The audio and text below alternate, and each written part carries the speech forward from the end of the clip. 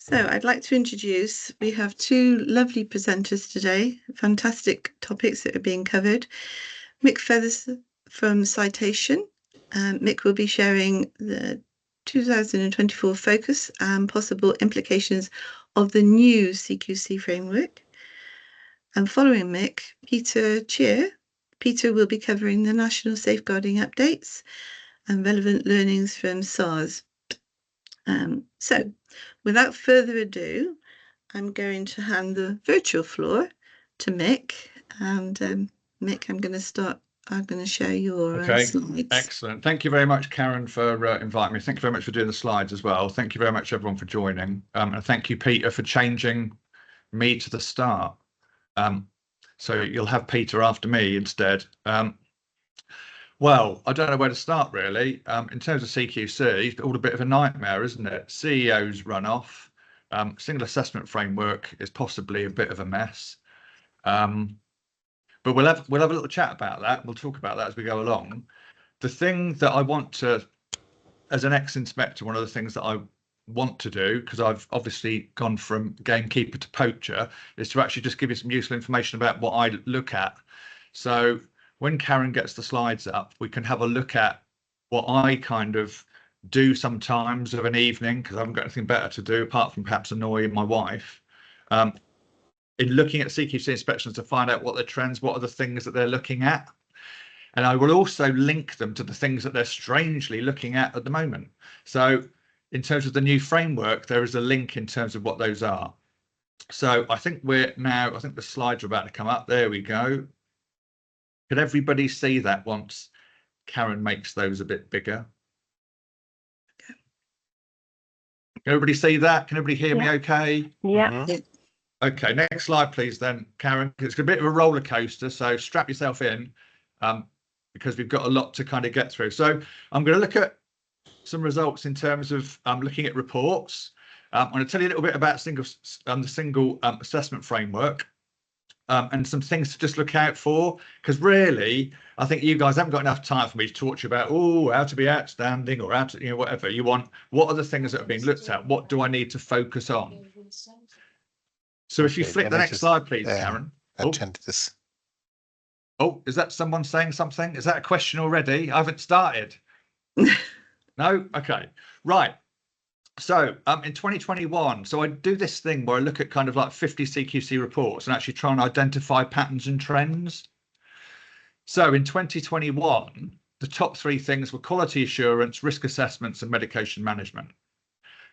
So we probably need to remember where that is. So that's just kind of during the COVID period. So you can see sort of medication management, infection control starting to creep up in terms of what that is. If you flick the next slide, please, Karen. In 2022, anything change? Didn't really change, swapped around a little bit. So the first thing was risk assessments. The third thing was quality assurance. And in the middle was medication management, because that started to become an issue in terms of whether it's being correctly kind of administered, etc. So the last group of actual reports that I looked at ended. So remember, these are under the CLOEs rather than the quality statements, which is literally just renaming something for the sake of it. So it used to be called CLOEs, now they're called quality statements. But is there any big difference? Not really. We need to remember that the regulations haven't changed, so those are still in place. Anyway, back to this. So 50 reports for 2023. So the last 50 that I looked at ended kind of sort of December, January of this year. If you flick the next slide, please, Karen, let's have a look and see what the issues were. Quality assurance, number one. The number one thing which is an issue in CQC reports up until December of last year, January this year, quality assurance. And that's a real issue in terms of quality assurance is the most difficult thing that you guys do.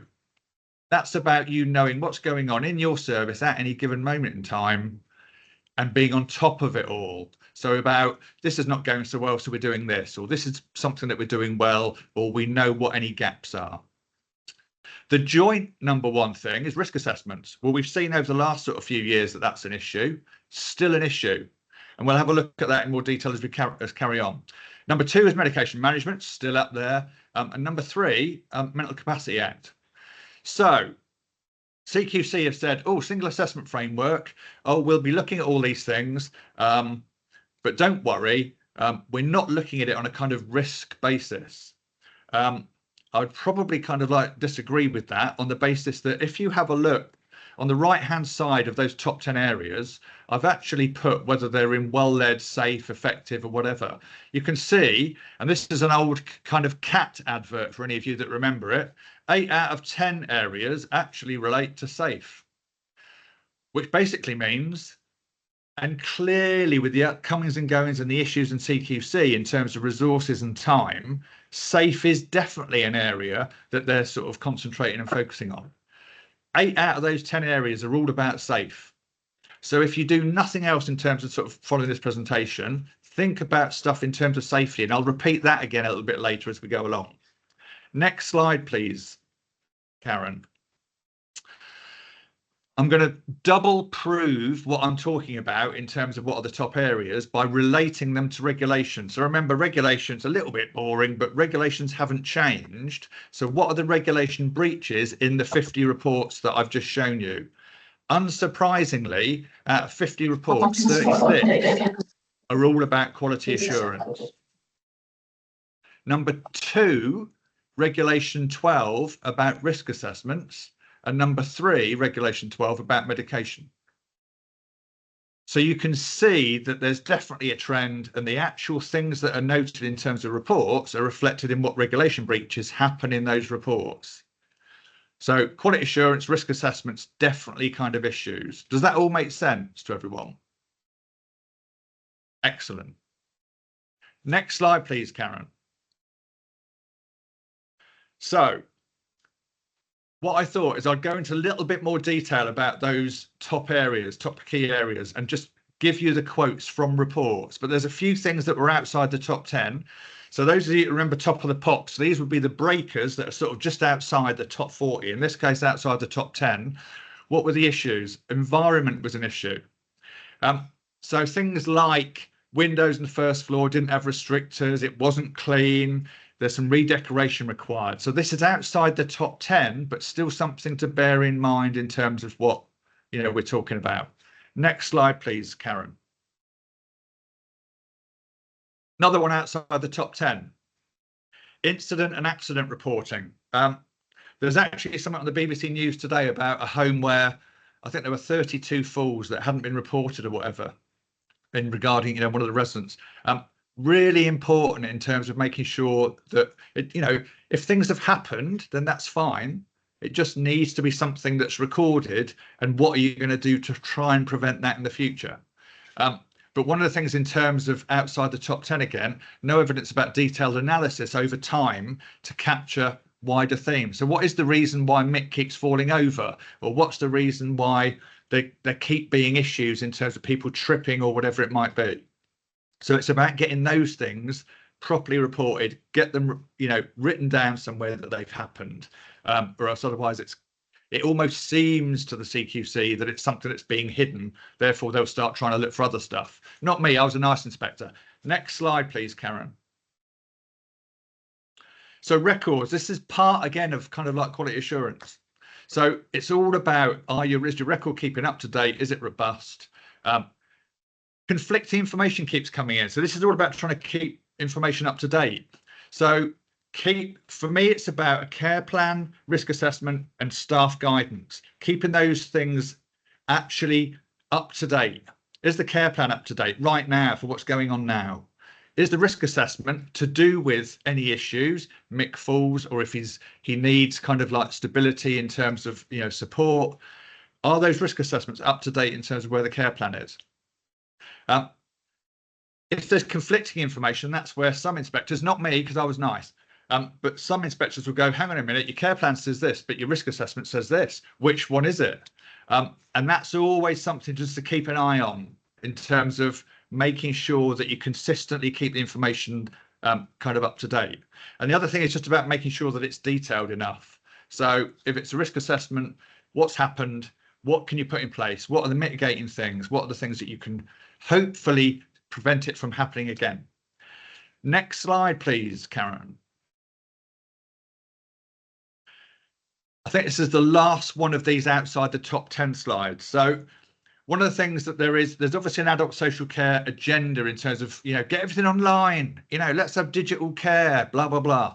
Great, wonderful. And there is some wonderful stuff out there. One thing that I would always say to you is when you're looking at anything digital or online, make sure that it's something that's going to help you, or it's going to save you time, or it's going to save you money. We know that the CQC are actually going to be looking at sort of more data orientated. When can you get me this information? So if it's helpful and useful, then it might be good to actually have some digital systems, but don't get them for the sake of it, because this is not me saying these things. These are obviously quotes from reports where things like risk assessment misfiled while transferring records to an electronic system. The EMAR view didn't always record how many medication needs to be taken. IT across the service meant that staff couldn't always view or review. If it's stopping you doing, that your staff are trying to do their job, it's not really effective. And it seems kind of totally unfair, but the CQC will pick you up on it and say your own electronic systems are in contrary to kind of your paper-based stuff. There's no law against having it on paper. Everyone would probably prefer, let's try and do it more online. But if it works and if it's effective, it's as effective on paper as it is online. Make sure that if you're going to start having stuff online or digital systems, that they work for you. Next slide, please, Karen. So now we're in that top 5. So if you remember when we looked at what are the top 10 things, these are the things that I would suggest in terms of focus, the things to look out for.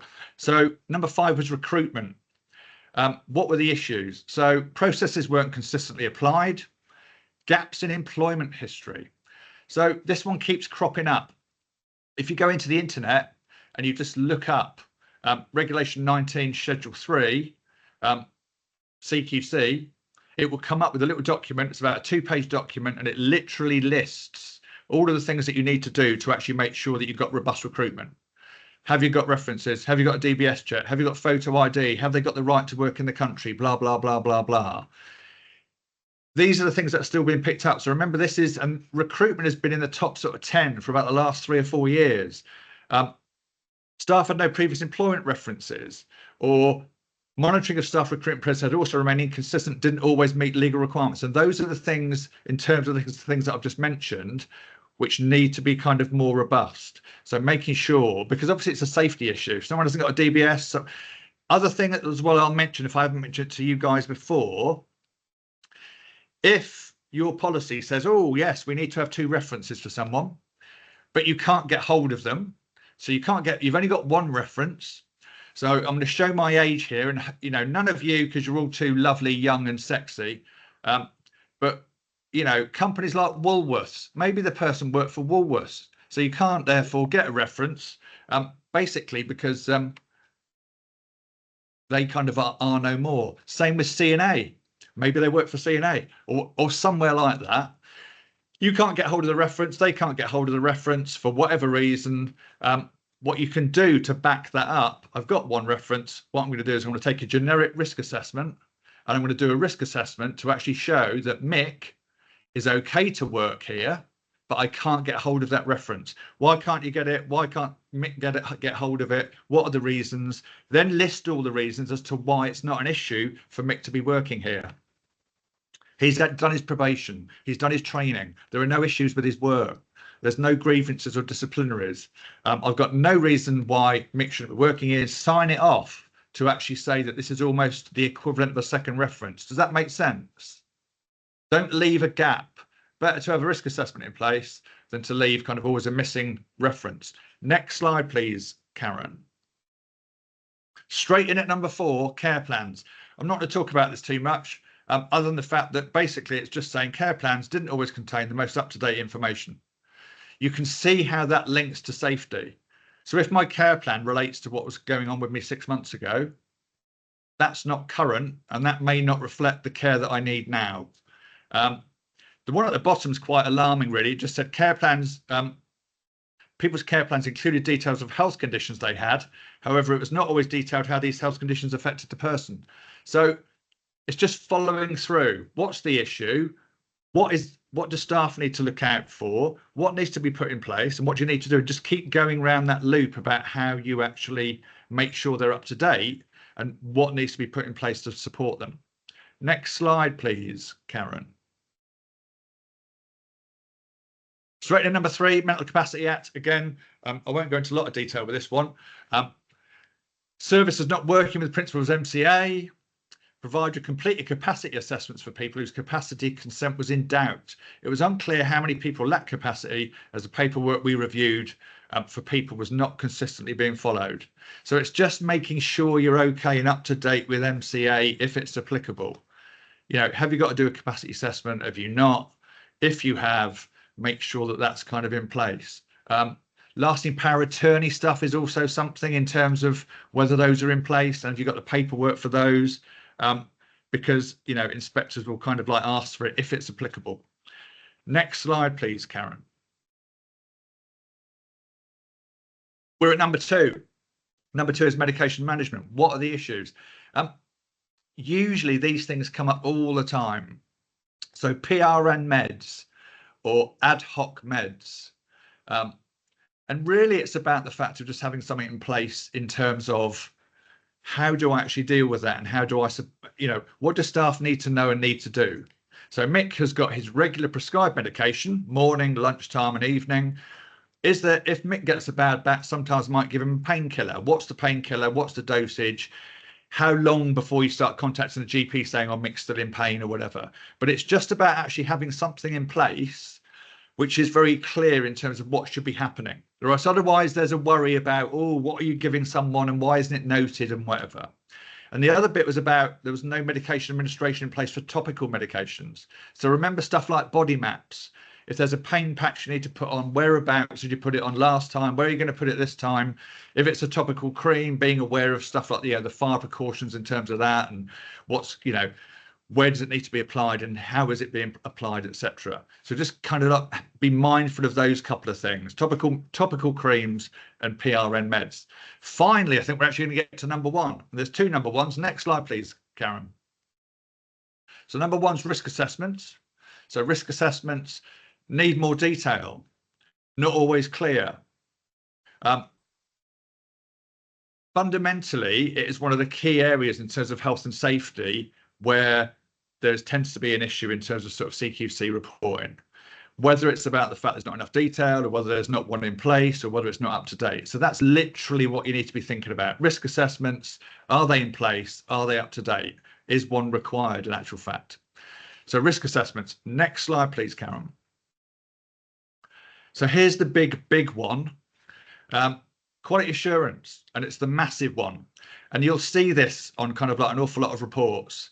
So this is good old Regulation 17, and this is all about audits of the service not detailed, not enough oversight, not enough audits being done, or they're not consistently robust.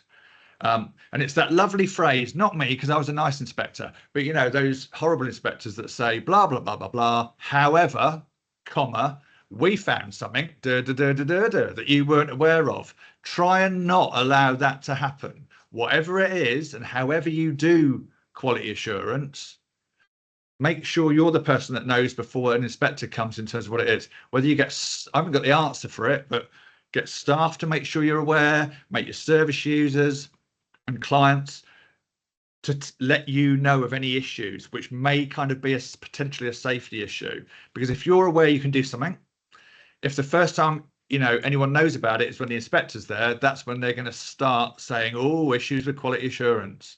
And issues with quality assurance undoubtedly become issues regarding sort of management. Oh, how come the manager's not aware that this has happened?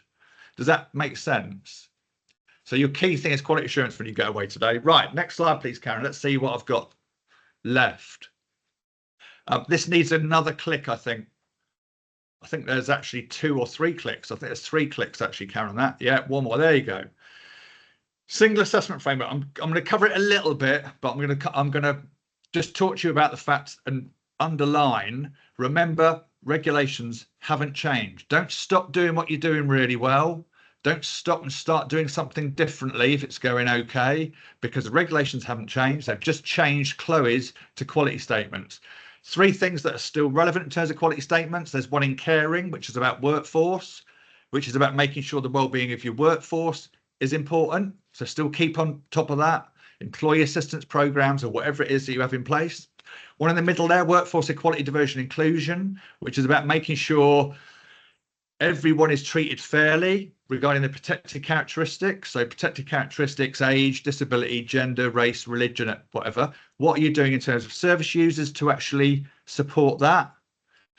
I'm in a care home, I want to go to Pride, or I'm in a care home, I'd like to go to church or mosque or wherever it may be. What are you doing to support it? And also your workforce in terms of how you're supporting them if there's workforce equality and diversity. And the last one there, which they always love, which is learning, improvement, innovation. How do you keep updating and changing and making sure that you're learning from what you're doing? They always will talk about that. It's the plan, do, review thing, which is just making sure you improve as you go along. So those things haven't changed. They've just changed them from a Chloe to a quality statement. So don't leave those behind. One other thing I'll mention while we're here, particularly around things that are the extra mile. Remember, CQC at the moment, the inspectors, overworked, probably kind of like doing an awful lot of work, really busy. If you've got really good stuff, set up a folder about the really good stuff that you do and put it under their noses. They won't ask for a folder on, what other good stuff are you doing? They just won't do it. So you need to be proactive and say, look, we're also doing all this stuff. We're taking Mick to church, or we've taken him to Pride, or we've done this for our staff or whatever. You need to kind of like try and do that, because otherwise it will just be lost on them. Next slide, please, Karen. The only kind of new thing, and remember what's happened. So the single assessment framework has taken loads of frameworks, GP practice, dentists, NHS trusts, adult social care, so care homes, dom care, etc., put it in one framework. So the problem with that is that NHS trusts have got a massive green paper on environmental sustainability. What are you doing in terms of environment? So my local NHS trust hospital, the actual roof of the car park is made up totally of solar panels, and 50% of the actual energy for that hospital is produced by those solar panels. That's great, but if it's my little care home or my little dom care, I'm not going to be doing that kind of thing. They won't look at environmental sustainability in the first year, so this probably won't be kind of asked for until probably early next year. But think about it now. Just think about the things that you could do. What sort of things can you do? Understand what your environmental impact might be and what sort of things you can do. I don't know, have a recycling bin. Use a little bit less paper on certain things. I don't know, organise routes if you're a dom care to try and make it a little bit more kind of like cost effective or environmentally friendly. But there's a limit to kind of what you can do, but just be aware of it, because they will be asking you that one. And that's something that certainly us in adult social care have not had to even think about or consider. But they will be kind of like starting to ask that. And I think I've got another slide, one more slide, Karen, on one. So these are the sort of things. Have you got a policy in place? Have you got plans in terms of renewable energy? You might not. Initiatives to reduce the impact, reducing food waste or recycling, those kind of things. Some of them are not always possible, but just have a quick meeting with all staff. What sort of things can we do to sort of improve our environmental sustainability, our carbon footprint? Next slide, please. So just nipping back to kind of quality assurance and just to kind of like show you kind of what that means. This is not my definition. This is the definition from Regulation 17 and from CQC. And it is literally asking you to do everything. This is like, do everything.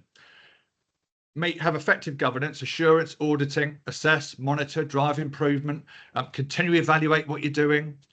Make sure that you've got secure, accurate, complete, detailed records. Make sure you seek feedback from people. I mean, one of the things that you need to be doing because of the fact of where the single assessment framework has gone is make sure that you've got relatively recent surveys of your service users, your clients and staff.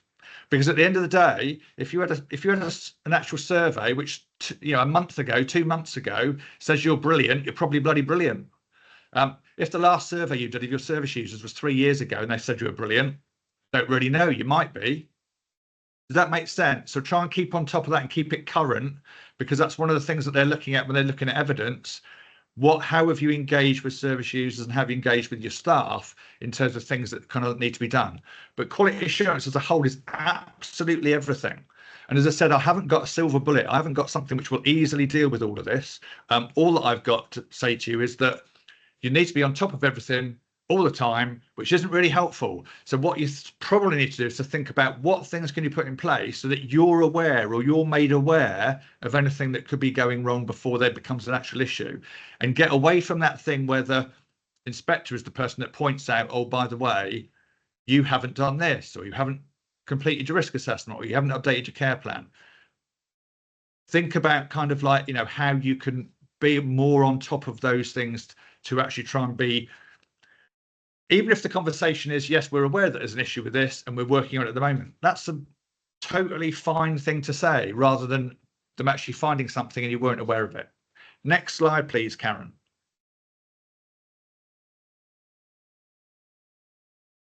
So I'll show you something at the end, which is a little Excel spreadsheet, but I just want to, I know it probably doesn't mean anything, does it? The outgoing CEO of CQC quite clearly there stated that when they're going to do an assessment where the rating was inadequate or requires improvement, they're stating that all of the quality statements will be looked at. Brilliant. Okay. Can you just click the next slide, please, Karen? So we know Ian Trenholm's gone, so it probably doesn't mean much. James Bullion, who's the Chief Inspector of Adult Social Care, stated this in April: our intention is to review all of the quality statements and a key question where it was previously rated as inadequate and requires improvement. Now, you might think, okay, well, they're probably doing that, aren't they? Not as far as I'm aware. At the moment, I think that there are 34 quality statements. And at the moment, a recent kind of presentation from CQC stated that they were doing about 11.5 quality statements. And what I'll do when we look at the spreadsheet will be for me to kind of like show you why potentially that's an issue. But those are the statements from kind of like the heads of in terms of CQC. So just bear that in mind when we talk about, when we have a look at the spreadsheet. Next slide, please, Karen.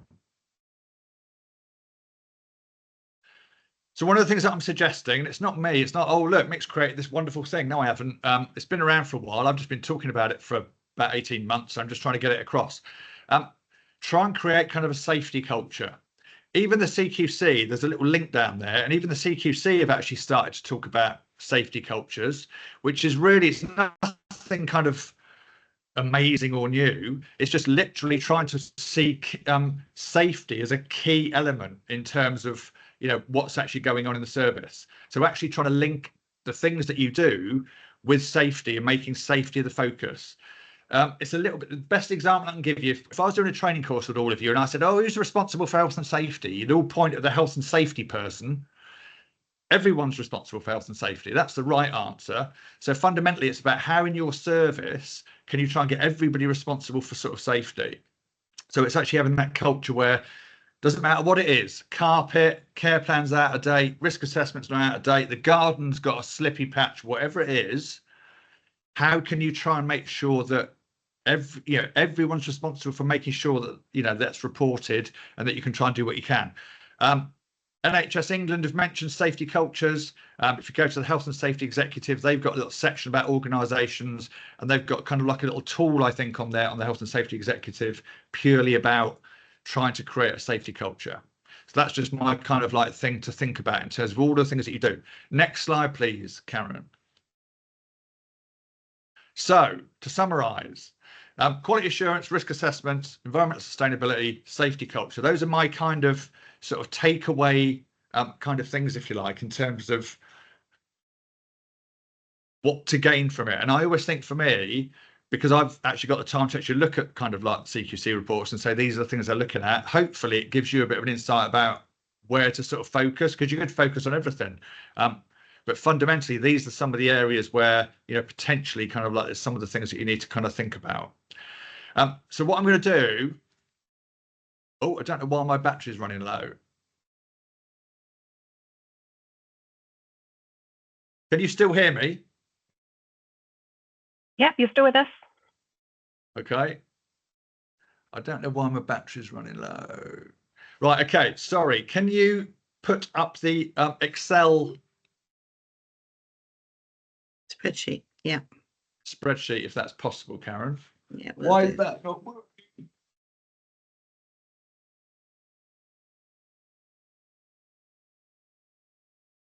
Can you see that? Okay. Okay. Can everybody see that? Yeah. Yes. So I've sent this to Karen. It's not mine. I haven't designed it. So Charles Taylor, some of you might be aware, and certainly Karen, yourself, and David, in terms of attending CAAs. So Care Association Alliance, in terms of Charles Taylor and his team at Taylor and Taylor Care Homes or whatever, came up with this sort of spreadsheet. I think fundamentally it's really important. It's something that you've not really done before, but what I think you need to be doing is to actually think about looking at your existing report, if you've got one, completing this in terms of the scoring system. And it's relatively simple in terms of what that means. So what I mean by that is if you're inadequate, it's a score of 1. If it requires improvement, 2. Good is 3. Outstanding is 4. In this, you're actually inputting your previous report, what you're able to do, and this is the thing that you've not really had to do before, is to actually think about and actually challenge, if they're not going to look at all of the quality statements in a particular area, what it would be and what you need to score in order for there to be improvement in terms of your rating. Does that make sense? There's a couple of little things which are a little bit, can you just go further to the bottom, Karen, on the spreadsheet? So usually a lot of it all transfers over, but if you keep going, if you have a look, can you see in bold at the bottom there are a couple of areas. It says workforce wellbeing enablement quality statement and the environmental sustainability statement and the care provision integration statement and the providing information. It will tell you that they're based on a different key area. 5 key areas: safe, effective, caring, responsive, well-led. Usually it's easy to just transfer those over. There are certain ones, those ones, where they're actually based on the well-led key question rating rather than where you'd expect them to be. So when you're actually completing this, bear those 4 exceptions at the bottom in mind when you fill it in. The point that I'm trying to get at, if you go back up to the top, or just slowly, Karen, so you can see on the left, previous rating. If you go down a little bit, Karen, sorry to be a bit of a pain, just down a little bit more, down a little bit more, down a little bit more. Right, okay, so on the left-hand side there, that was the previous rating. So when you score it, it comes up, it requires improvement, good, requires improvement. If you go back up to the top again, Karen. So even with that fresh inspection, and you can see the actual scoring, where it says update from current inspection, even that has not changed the actual rating for that service. Now, I've looked at about half a dozen inspections that have happened under the new framework at the moment, and it hasn't affected and changed the actual inspection rating. Now, that's a bit of a worry. And the reason why I'm saying to you about this is about you trying to remember the slide that we had from Ian Trenholm and James Bullion. They're going to, if your requires improvement, they should be looking at all of the quality statements. And I'll tell you why, because if they don't look at them, as you can see there, they will base it on your previous inspection, which if your previous inspection was good or outstanding, then you've got nothing to worry about because you'll score a 3 or a 4. But if your previous inspection was 3, 4, 5, 6 years ago and it requires improvement, you're going to score a 2 because they can't be bothered to actually look at that quality statement. So I think, you know, don't have to be challenging, just quite confident about the fact of actually saying your own statement and your own kind of heads of have actually stated that you would look at all of the quality statements in an area if it requires improvement or inadequate. Please, can you make sure that you actually do that? Whether it's changing, I spoke to someone a couple of weeks ago who said that the actual inspectors, there were 2 inspectors, and they were actually going to do all 34 quality statements, and they were going to do it over 2 days. Whether they're going to be doing that, because that's an awful lot of work, and certainly an awful lot of work from you guys in terms of trying to provide the information. But just be aware of this tool. I've sent it to Karen to make sure it's shared with if you haven't already seen it or got it. And I know it's a bit of additional things to tinker with and look at, but it's sometimes worthwhile for you to be understanding where the scoring is. Otherwise, they're going to do an inspection, and usually you'll think, oh, well, it'll probably improve what's going on, and it may not if they're not looking at all the quality statements. Does that make sense? Sorry, is there any way that could be sent over, or can you hear me? Yeah, so Karen's got it, and Karen can send it out to you for you to start filling in and doing it for your service. All right, that's perfect. Thank you very much. So, I mean, unless you've got any other questions, I'm probably kind of done. I mean, the only thing that I will say is that in terms of, because it's difficult at the moment with the amount of actual inspections they've done under the new regime, but just to let you know, the three things that are the most common quality statements that they're actually looking at are, strangely enough or not, safe and effective staffing. So that's the thing that we just spoken about, robust recruitment, evolving people to manage risks. That's about risk assessments, and safeguarding, which leads in brilliantly to Peter's presentation. But those are the three areas they're going to be looking at. So what they've looked at before under the old Chloe's is still something that's being looked at in terms of quality statements. So focus on those things. Karen, as I say, has got that spreadsheet. It's not mine. Charles Taylor of Taylor and Taylor Care Homes have come up with that. You can even create your own. But I think you just need to try and think about and try and be robust about, if you're going to look at kind of like an area, if it requires improvement, I want you to look at all of them, not just look at a few, because it may kind of not have any impact on my service and my rating. Thank you. Thank you very much. No, that's absolutely brilliant. Mind blown. Good. Absolutely brilliant. Good. Good. Glad it was useful. There's one person who liked it, Karen. Thank you. I can't see anything in the chat other than people asking for slides, and Alethea has already suggested and put information where the slides will be. So, okay. Very quickly, does anybody have any questions before we hand over to Peter? There's one just come into the chat, I think. Let me just have a quick look. Is that? Oh, thank you a lot. That's what people are saying. So thank you to Mick. That was really sort of informative, and I found it very useful. So I hope everybody else has. I know Mick has to go off now and be a film star, don't you, Mick? So I don't know what a podcast is, to be quite honest. So let's find out, shall we? Okay. Sorry, Karen. I did have a question. Sorry. Oh, okay. Okay. Sorry. Hi, Mick. Thank you for the presentation. Hello. That was amazing. Just a question about your three top things that they're looking at, topics of safe, effective staffing and safeguarding. Is that because there have been some sort of recent events? Is that why they've changed it?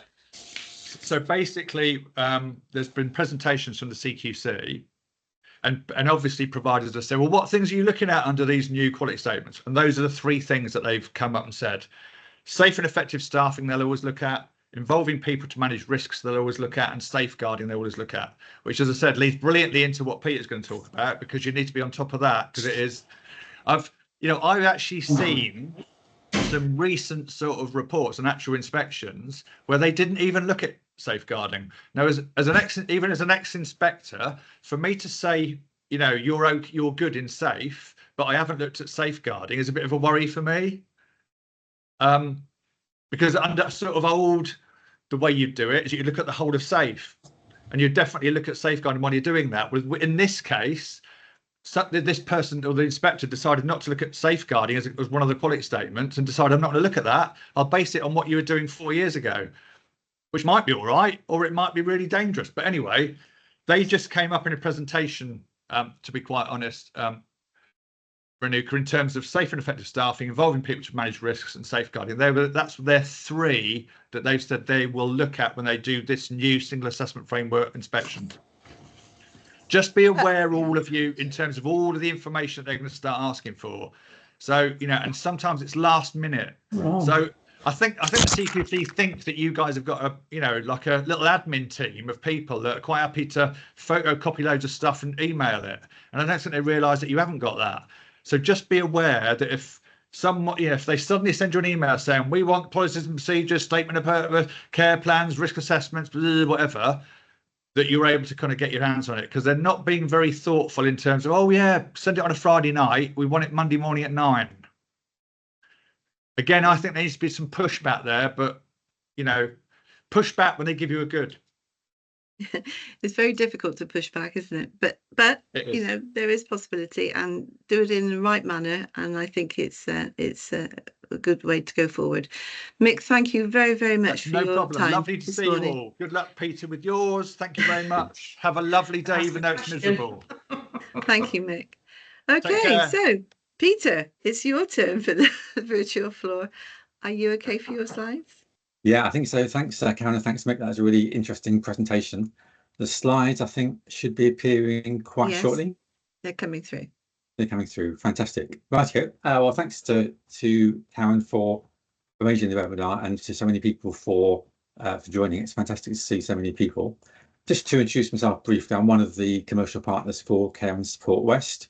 I've been working as an independent consultant for quite a few years now, actually. Before that, I was operations director of quite a large national charity with lots of services across the country. Doing quite a range of things as a consultant, some work with care providers, local councils, some of the care associations. Most of the time it's mainly me. A couple of bigger projects I've done with a colleague, Bridget War. And in terms of work with care providers, the main areas have been looking at safeguarding, audits, reviews, health checks, and then I suppose a set of things which are in the kind of non-technical category of helping with tricky situations, so some of the sort of complex, sensitive investigations, tricky things that may come up. So those are the kind of things that I've done. And in terms of the presentation this morning, I thought it'd be interesting to look at 3 different areas really. One is just to follow on from the CQC theme that Mick has spoken about there, where I've looked at a number of inspections under the new methodology, where they've looked at safeguarding as one of the quality statements, and then to sort of zoom out from that, really look at some of the national safeguarding data trends. And then I've got a section on learning from safeguarding adults reviews. So hopefully that'll be of interest to yourselves, and then I'll have time for questions and answers at the end. Okay, so so I've just got one slide on the CQC process. And it's interesting that Mick was saying that the guidance he's seen from CQC is that they would be looking at the safeguarding quality statement, you know, as one of the top 3. So I've just done a quick look at 20 recent inspections under the new system where they were looking at the safe area. And actually, curiously, only 7 of those did they actually look at the safeguarding quality statement. So in the majority, 2/3 of them, they were actually basing the score on how things were previously. So I've got to say, all this is quite a small sample. I've only looked at 20. When I've got a bit more time, and then when there's more on the website, I'll look at a bit more and do this perhaps a bit more thoroughly. But I just thought it'd be interesting to look at from the 7 that I did look at. What I've done is looked at the information that they'd gathered and put it in this table according to the 6 evidence domains. So you're probably aware under the new system, in theory, they look at 6 different kinds of evidence for each quality statement. And actually, by and large, this is what they were doing actually for the safeguarding quality statements in the ones I looked at. So just to kind of run through that quickly, in terms of looking at people's experience, every assessment report that had a score for safeguarding, they included what people and relatives had said, and the main thing they were asking were whether people felt safe and whether relatives felt their family member was safe. So, I mean, by and large, people were saying yes, they did feel safe. The main area of concern, some relatives were saying, you know, we're not sure whether staffing is quite adequate, but by and large, the feedback from people and relatives was that they did feel safe in their environments. In terms of staff and leaders, that domain, pretty much all of them looked at staff training, understanding by staff, did they know about safeguarding, how to report a concern, etc. And then a few other things which came up in some of the reports, and it's just kind of worth thinking about these because these are all pretty much sort of positive points actually, really. One noted that safeguarding was an agenda item in supervisions and team meetings. Another had a service where the manager had a regular programme of observing interactions between members of staff and the people they were supporting, and some general points about managers promoting transparency and collaborative approaches. One of the domains, I'm sure you're aware, is partner feedback, and actually only one of the assessment included any partner feedback, which I thought was a bit of a pity, really, since feedback from partners around safeguarding would be really useful. Observations, pretty much all of the 7 described said they observed staff working with people in a safe, kind, caring, respectful way, and then some kind of moved in this area to look at MCA, which probably really fitted in the effective section. And one of the observations was that there'd been safeguarding posters around the place, which I'm sure probably many of you got that where that is practical. Probably the biggest area was quite a lot around policies and procedures mentioned, whether they're being followed or not. In particular, a couple of areas where there was a policy but it wasn't being followed in terms of the reporting, records not being kept together, either learning was being managed, for instance, or it wasn't. And one assessment, again, a positive thing, referred to a safeguarding newsletter having been produced. And then the 6th evidence domain, which is around outcomes, there was very little or probably nothing as far as I could see, which was a bit of a pity. And the kind of things that I've talked about when I've done safeguarding reviews myself is it's really interesting or useful to talk to people who've raised concerns or people who've been the subject of a safeguarding concern and find out whether they're happy with the approach taken, whether they're satisfied with the response. That fits very much into the agenda of making safeguarding personal, but in these inspections I looked at, it didn't really seem to have featured. So I said it's I thought it would be useful just to do that to follow on from Mick's part of the presentation. It's a bit of a small sample, only 7 where it had been scored, and at some point I said when there's a few more and I've got a bit more time, I'll do a bit more of a thorough job of that, really, but hopefully that's interesting just to see as a starting point for now. Okay, so that's the CQC inspection side of things. I'd asked, I think Karen sent out a link before the webinar to see whether anyone had any questions you'd like to be covered. So one person responded, so many thanks to that person. And I think there were a couple of questions here really which reflected Mick's point at the end there about the fact that safeguarding can actually be quite time consuming just in terms of the paperwork and documentation.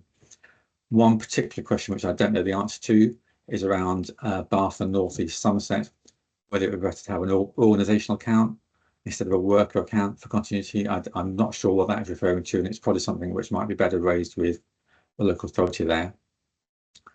Second question was, can we limit the concerns we report to CQC to those meeting the section 42 criteria? And I think, to be honest, the answer to that, I'm afraid, is going to be a no, I'd suggest. I mean, there could be situations where there was an allegation of abuse or concern about abuse that actually very quickly became clear there wasn't anything in it, or there could be an allegation of abuse which there was abuse or concern about abuse, but it didn't meet all 3 parts of the criteria. But if you look at the regulations, it's regulation 18, it's very clear that any abuse or allegation has to be reported to CQC. So I think it's fair to say that there just isn't that flexibility under the regulations. But yeah, so moving now on to, I thought it would be interesting just to share some information about national data trends around safeguarding. There is actually loads and loads of data available about safeguarding, and what happens is that each local authority has to do a return every year to the NHS England, and that lists all of the concerns they've received, all of the section 42 inquiries they've completed, an awful lot of detail in it actually. So if anyone likes safeguarding and likes data, it is a bit of a kind of treasure trove really, and I'll send Karen a copy of the slides with all the links so that if anyone's interested you can follow it up. This is just a couple of sort of top level slides to give you a bit of a flavour. So this one just shows the total number of nationally in England of concerns received by councils and inquiries started going back to 2016. And you can see there's just been that steady increase, 61% increase from 2016 up to 2023. So this is data going up to March 2023. The data is published in August every year, so actually fairly soon we'll be able to add another year onto this and see how it looks. And again, a steady-ish sort of increase in the number of section 42 inquiries commenced, which, I mean, looking at why there's been that increase, there's many possible reasons. But actually, if you look at what's happened during that time, there's been more training, there's been more awareness, there's been self-neglect, which previously wasn't part of the safeguarding agenda, has been, and that's increased in recognition and number. Some local authorities have increased the remit of what they want to know about under the safeguarding banner. So, for example, some local authorities are now asking to know about every young witness's fall, etc., etc. Ambulance trusts, I think, have probably increased their likelihood of raising concerns. So, in some ways, it's actually probably not surprising there has been that level of increase in the overall numbers raised, across the country. Just to look at where the concerns have arisen from. So this slide, the next one, actually, this is about concluded section 42 inquiries. So this is where concerns has been raised. It's been accepted as meeting the criteria, and an inquiry has taken place which has been concluded. And as you can see there, biggest number in people's own homes, followed by care homes, and then hospitals and other areas, lower numbers. And again, in all those areas, there's just been that kind of steady-ish increase between 21-22 and 22-23. And then I've just extracted a bit more detail about concluded inquiries related to care homes.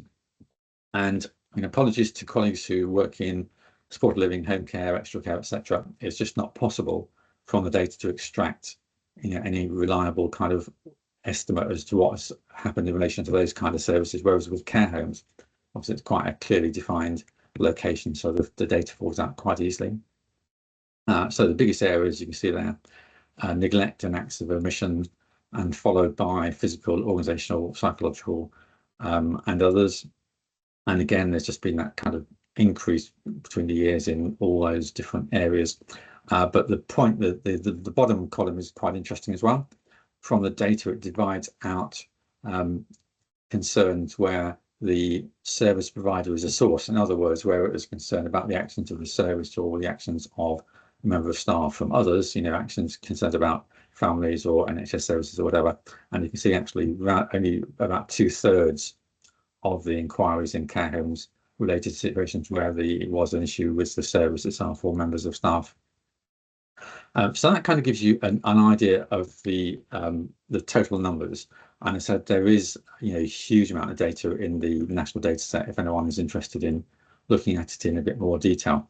And I mean, one of the most extraordinary things about the data, actually, you can see, I haven't done any slides for this morning just because of not wanting to do too many, but if you look at, you can see within it what's happening within each particular local authority, and the variation between local authorities is really quite extraordinary, which may partly represent how they're recording it, but I think probably also partly represents probably what I'm sure many of you have found if you work across different local authority areas, that there's no real consistency amongst how the criteria are applied between different local authority areas. And actually, in fact, the feedback I've had is that quite often there's not really much consistency between teams within the same local authority area.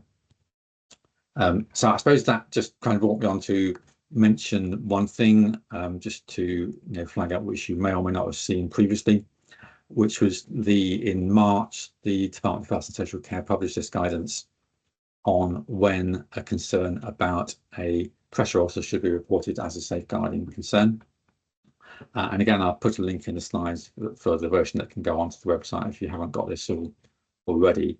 And I suppose I've got to say, if you look at the link and the document, there's loads and loads of words. It's a bit of as in all these documents, it's far too long, but there is at the back this appendix, and it's just a scoring system that, and if you score each situation more than 15, then that's when the safeguarding referral should be made. So in theory, at least, it should give more consistency.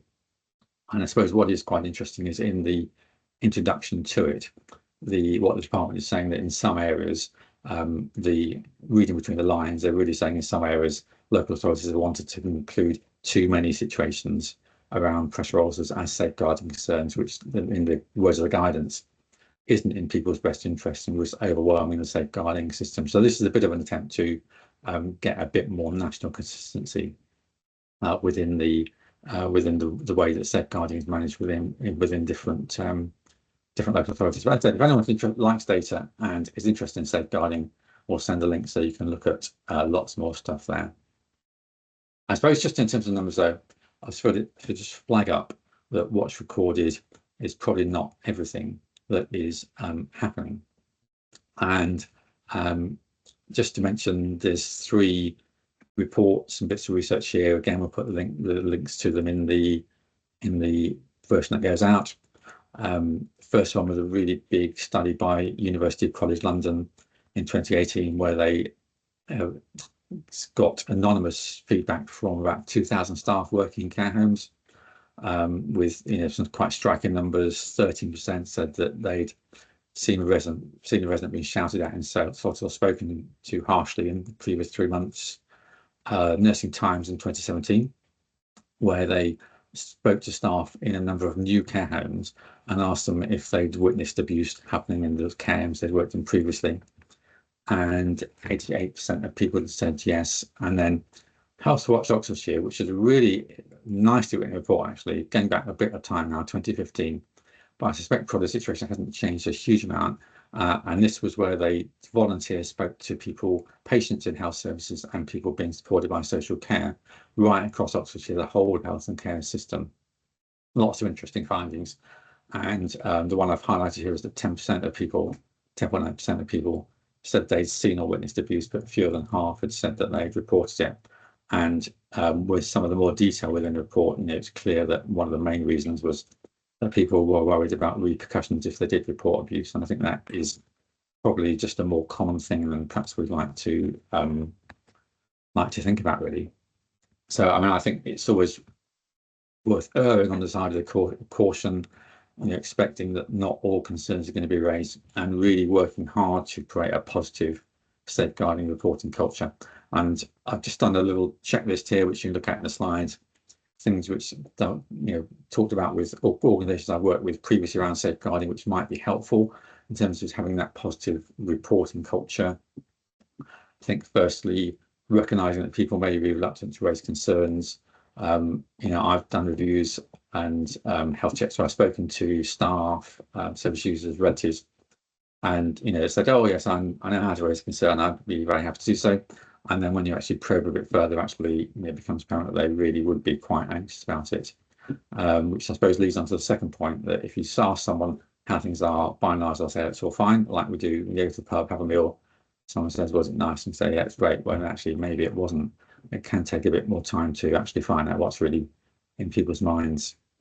A few other things just to pick out: multiple reporting routes, making it easy for people to have information about who to talk to. I've talked to quite a few organisations about having a relaxed attitude to external reporting, and I know people kind of tend to want things to be reported internally, but what I've often said to organisations is, if you promote an external reporting route and say it's absolutely fine, if you prefer to report externally for any reasons, then please do so. I've done that with a couple of organisations, and I haven't found there was an increase in external reporting. And what it does do, it just shows that positive, transparent approach, and probably makes it, more likely people will report internally, because it just shows that you really do want to know what's going on. And then, getting feedback from people who've raised concerns, how did they find the process? I've talked to particular staff who've raised concerns and found it a pretty difficult process to release them. So, well, actually, in hindsight, I wish I hadn't done it. Asking people how they feel about raising concerns. So all those kinds of things which you can do, possible ideas there to help promote that positive reporting culture. And linked to that, just to flag up, this is a really good publication from Nice and Sky that came out probably 4 or 5 years ago. And one of the great things about it is it's only 4 pages long, and page 1 is that picture on the front, so there's only actual 3 pages with any words on it. It's just really, and it's a really good piece of work, because it summarises a document that was over 100 pages long, the full Nice guidance, and it's just really good points about things like reflective practice, how to encourage that within your staff team. So I certainly recommend a look at that. It's the kind of thing you can actually use as a bit of a checklist for things that you might be doing. So that's a bit about the numbers. And what I wanted to move on to talk to now was about learning from safeguarding adult abuse. I'm jumping around a bit here, but we can come back to any of the previous topics with Q&A at the end. So, just to have a quick recap there. Safeguarding adult abuse are commissioned by local safeguarding adult boards when there's been serious abuse or neglect, and most often when someone's died. And there's concern about how the adult was safeguarded. And this is looking at safeguarded by the overall safeguarding system. So the focus doesn't tend to be on care services themselves. It's on local authority safeguarding teams, the police, the NHS, CQC, how they've all worked together. And there's around about 160 published each year across England. Although, again, just a curious thing, the likelihood of SARS being commissioned in different regions of the country varies hugely. It's just another area where there's not much consistency, actually. But there are 160 published every year across England. Most of them are published occasionally. Some can't be published for some reason, but most of them are, and most are publicly available. And so they tend to focus on the action of statutory authorities. But I mean, overall, what they're about is how people with care and support needs are being safeguarded. And there's a lot in it that's relevant for care providers as well, I would suggest. So I'm going to just mention a couple of publications and reports, just to flag them up really. And the first one is just to flag up that in recent months there's been a really large-scale national piece of work completed that's reviewed SARS published between 2019 and 2023, which I think was in total about 650. And the process the researchers used was to look at them all, to categorize them in terms of where the issues were, what kind of abuse was the focus of the SAR, and then they read in detail something about 220 to get a more thematic view of things. So on the LGA website, Local Government Association, there's the executive summary has been published so far. Much more detail. To be honest, probably too much detail that's going to be published at some point later in the year. But this is just like one table from the executive summary, and this just gives you a flavour really for the kind of things which are coming up.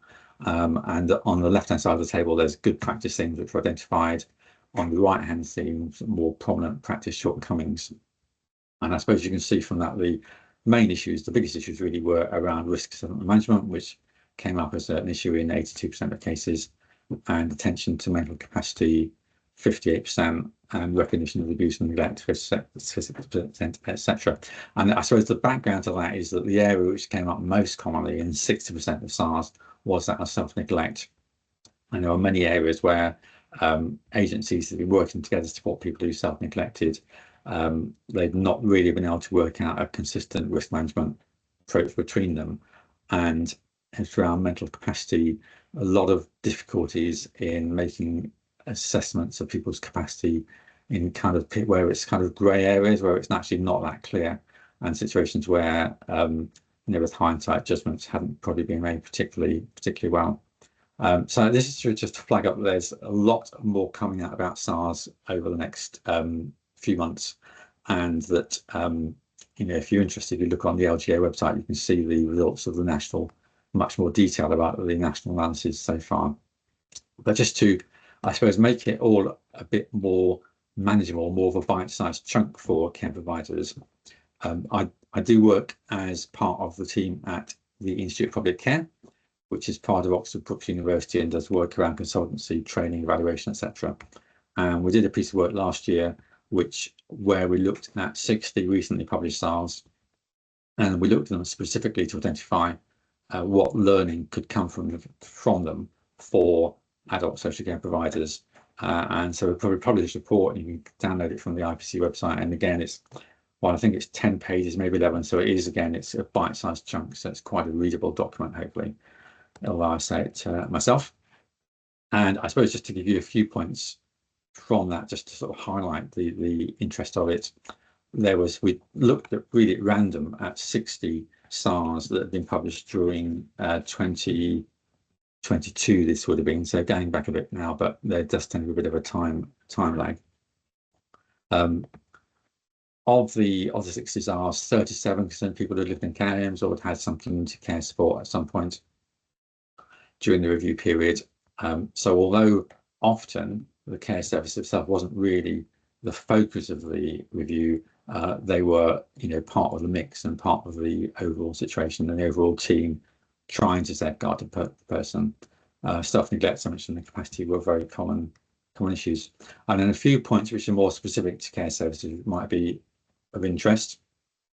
There were 4 SARs concerning unsafe handovers between services, so a couple between hospitals and home care services, and then a couple between care homes, so one where medication wasn't handed over correctly, and another where some critical risk information wasn't handed over.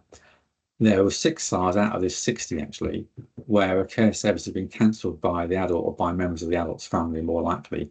And typically what happened was the person had been withdrawn from a service, maybe a day service or respite care or home care had been cancelled, and the person had then sort of disappeared from sight from all of the agencies. And tragically in these cases, what then happened was they'd suffered neglect or abuse, and several of them had died. Others had become really, really unwell. And I suppose there was a pattern there across those different SARs, really saying when people are withdrawn from a service, looking back, that was a point where that could have been picked up as a point to say, is everything okay? But actually what had happened, as I said, was people just disappeared from view. There were a number of SARs which were where care homes actually were supporting people who self-neglected, people with complex, challenging, difficult needs around physical healthcare needs, mental health needs, self-neglecting, declining care and support, declining medication, people who were wanting to lie on the floor rather than in the bed, which would be much safer. The most challenging situations really for care homes, I think. And the comment there was not that there was any particular criticism of the care service in terms of the care, but it was situations where things have been getting more and more difficult. It was just struggling to meet people's needs, and commenting really that although the care service had tried its best, it could have pushed for a safeguarding response earlier. And I suppose that reflected a wider comment, really, a wider observation that we had, which was that the safeguarding response of local authorities, NHS, local teams can't always be relied upon. And reading through safeguarding adult reviews, quite often things have gone wrong, as you'd expect, given the situations where there was a negative outcome. But it just kind of, I suppose, for us, illustrated the point about the need for local authorities and others to really kind of view care services as critical members of that wider safeguarding team, and for care services to really feel they have actually got permission to push, and to, if you're raising a concern about somebody, nothing much is happening to really have a concerted process to escalate that with the local authority until we do get a more positive response. And then I said, if you do read the report, if you're interested, we've gone through and I just identified some more specific recommendations. Well, I suppose the wider point really is just to flag up that I do feel there's a lot in the safeguarding adult reviews for care services to find useful and learn from. Unfortunately, there's no recognised national process to actually collate that and share it with care services at the moment. But if you do have the chance, and there's some local authorities do organise or other learning processes around SARs, then do take up those options. There can be some very useful stuff. And just literally, I think in the last couple of minutes before we have time for questions, I was just going to run very quickly just to mention 3 very quickly that I thought were particularly interesting from a care services perspective. And if you were interested in reading some SARs, which I guess probably most won't have time, but if you do have time, these are 3 that you might want to look at. So one was Peter, we're doing fine for time. Oh yeah, okay. So I'll cover these. Time. Yeah, you're okay. Yeah, that's right. Thank you. Yeah, so in that case, I'll do a couple of minutes on each of these three examples. So there was a thematic SAR on fatal fires. I think this was Lewisham. No, so it wasn't Lewisham. It's one of the London authorities, published August 2023. And it concerned 2 older men who died in fires at their own homes, probably caused by smoking. So one was living in an extra care service with care on site. Another was living in a private rented flat with care from a domiciliary care organisation. And the circumstances of the 2 were actually really very similar. And what had happened was they were both people with quite a lot of physical healthcare needs, some either mental health issues or mild learning disabilities.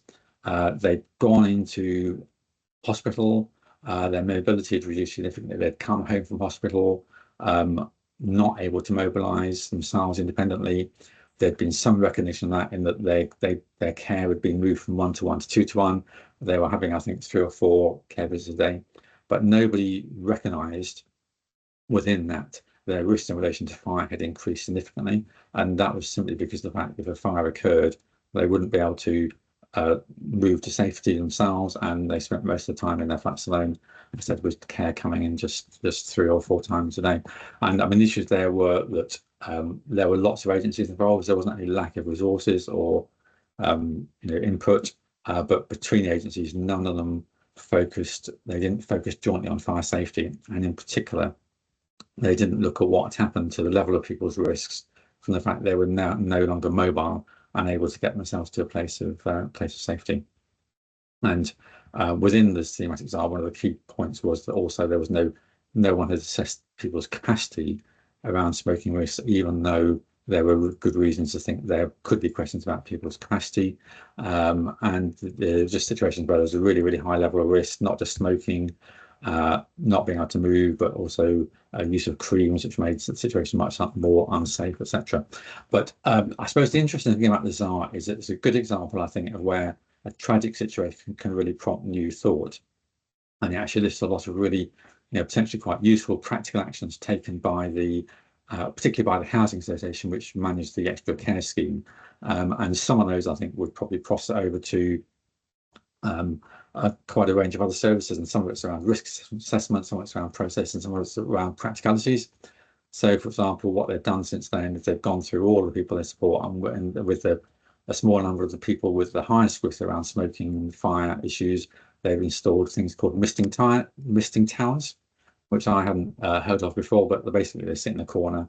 There's a fire, they emit mist, which gives you more time. It's a bit like a sort of a smaller version of a sprinkler, but obviously much easier to install. So something terribly tragic had gone wrong, and this is not the only SAR I've read where the same situation has occurred, actually, and actually they've used that situation to. That's really helped prompt new thought about how risk could be reduced in future.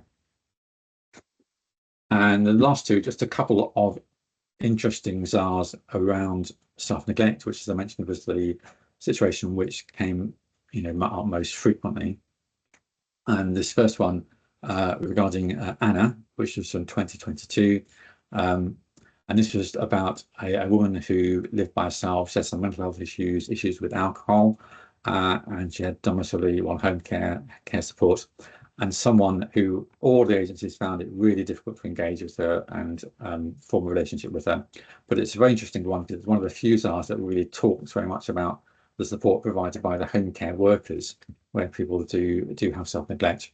And actually it was very positive and complimentary about the way the care staff had worked with Anna, and one of them in particular who developed a really good relationship with her, and the quote in the report was that just demonstrated there was the capacity for Anna to form relationships with people, but alongside also addressing, really flagging up that the home care providers hadn't really been supported and given very much structure by the local authorities in the area. And the reviewer there was pointing out that actually that's a trend that they've recognised elsewhere, that often home care staff are working with people with very challenging issues around self-neglect, and there's not always much of a framework or support for them. And then these last two, these were a couple of SARs which concerned the situation really I mentioned briefly earlier on around people living in care homes, very complicated challenging needs around mental health, declining care and support, not taking medication, not wanting to move, as they needed to move, wanting to sleep on the floor rather than on a safer mattress, taking off dressings, etc. And again, as I mentioned earlier, really situations where people had, with hindsight at least, it was clear increasingly personal needs were getting more and more difficult. The home was really struggling to meet those needs, and potentially could have done more to get a more prompt and urgent response from the local authorities. So there's just a few really interesting, I think, SARs there, if anyone does have time to read them, and I can include links, but actually if you just Google for SAR Ben final accessible PDF, you'll come to the report straight away. And I suppose just going back to what I was saying about the fact there's been a big national process, a review piece of research to look at SARS over the last 3 or 4 years. I was on a webinar where the authors were talking about their work, and I actually asked a question about, what are your overall reflections, having done such a huge piece of work, and their overall reflections were that overall our safeguarding systems are not safeguarding people well enough, particularly people who've got these complicated needs around self-neglect. And although I said a lot of the focus is on the statutory safeguarding partners, clearly, the care services are, part of that overall kind of approach as well. So as I said, I would encourage you really to take any opportunities that do arise for you to, receive learning from SARS, from your local authorities, or from others. Brilliant. Okay, so those were the slides that I had, and I think we've got a bit of time, haven't we, for any questions or comments that you may have. So I'll stop sharing. Thank you, Peter. There are no questions in the chat at the moment, but maybe people would like to ask any questions. Raise your hands if you do. Are there any thoughts, anything you wish to ask Peter about? I made a note about people not reporting abuse.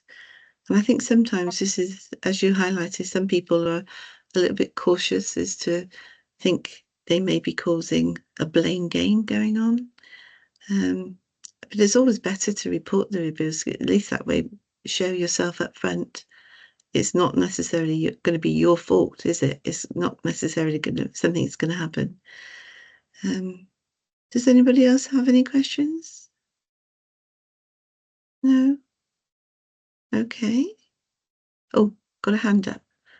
Yeah. Hi, Karen. Thank you. Thanks, Peter. That was really useful. So we're actually not a care company. We're out of hours urgent care company, but I subscribe to your things because we get a lot of calls from care homes and nursing homes with regards to medical queries. And sometimes we do home visits to residential homes. We tend to get quite a lot of sort of clinicians ticking safeguarding concerns for low level, and it's trying to figure out what's important and what's not. And yeah, I don't know how much of it is we just don't simply get because we don't have the information, or as you say, the correct assessments, with regards to mental capacity when you're actually in front of a patient, and if they're actually getting good quality care. I suppose in a way, what I'm trying to, I'm answering my own question, but we only have one view of a multifaceted view as clinicians. So, and your figures certainly prove that it's a number that's on the rise. And I can't say that our figures actually show that from a local level, in terms of what we report up to the health authority. So I wonder if I should be worrying.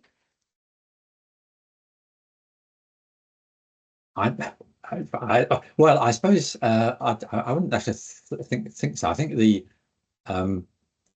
thing is what's happening in different local authorities varies so much. The national picture, it looks like it's fairly steady kind of increase, but I said I'm not convinced that the fact that the figures show there is an increase actually. Well, there's an increase in the number of concerns being reported, but it doesn't necessarily mean there's an increase in the prevalence of abuse and neglect. Because I think, alongside that, there's been much more training and awareness. Some local authorities have acted to broaden the scope of what they count as being a safeguarding concern. I think certainly probably many care services, would say that they've seen an increase in the number of concerns, for example, being raised by ambulance services. So, there's lots of reasons I think that could explain the fact that there's been that increase. I've not seen any research to try and identify why that has been an increase, which would be an interesting thing to do.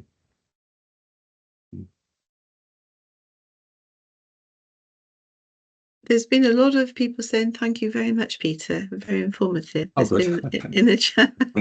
Good, thank you. That's good to know.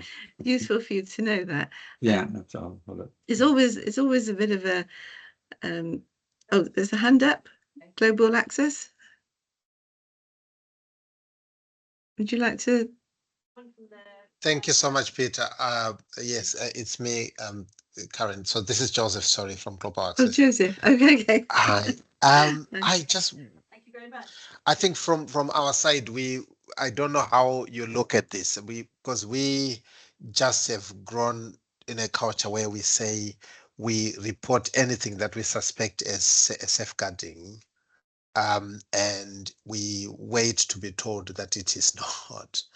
So we have got actually a good number of reports where we have submitted safeguarding concerns, and some of them, yes, we have actually been told, okay, it is closed. It is not, because I think sometimes you don't know whether it is a safeguarding or it's not.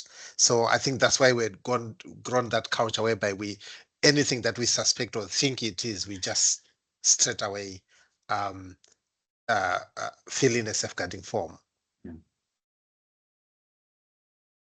Yeah, I mean, I think from a care provider perspective, that is definitely the most sort of the safest thing to do, really, because that does mean that if there is a concern, then it's within that wider multidisciplinary area. And I suppose the more generally, it depends on the circumstances, really, what kind of service you're providing. But sometimes you have a situation where you might have a bit of information about a situation, and you're not quite sure whether it really is a safeguarding concern, and somebody else might have another bit of information, but they both reported to the local authority in between, and that actually creates an overall picture where it is clear there is a risk that needs to be managed there. I guess the kind of a good sort of tip is to have good relations with your local authority safeguarding teams and be working with them proactively, and talking to them about concerns. I mean, I think some are quite good in terms of saying, yeah, give us a call, we can have a chat about it. I think others are just much more inflexible and formal and say, well, you need to decide and put it in or not. But yeah, no, I think the fact that the approach you've described there, I think, is a much more positive one, rather than the one that says, we won't report a safeguarding concern unless we feel that absolutely have to. If that makes sense. Yeah. Peter, thank you. There is a question from Rebecca. Rebecca is saying that they reported a safeguarding, and it was quite serious around the self-neglect, but it was rejected. What should they do next? Well, I think what I would suggest is think about how you can escalate that within the local authority, or it depends on the situation whether there may be other people from other agencies also involved in it, and whether you can go to a more senior person within the local authority. But I suppose alongside that, really, if you are concerned particularly about the well-being of the person and the risk they're facing, then making sure that you're doing as much as you can to support them in their particular situation. I'd be happy to have perhaps more of a chat offline if that's if that's kind of an ongoing issue. You've got my contact details if you want to drop me a line. It's probably best to do that rather than to do more detail in this setting, I think, actually. But very kind of you, Peter. Thank you. Rebecca says even CHC were shocked. Okay, so that's very kind of you.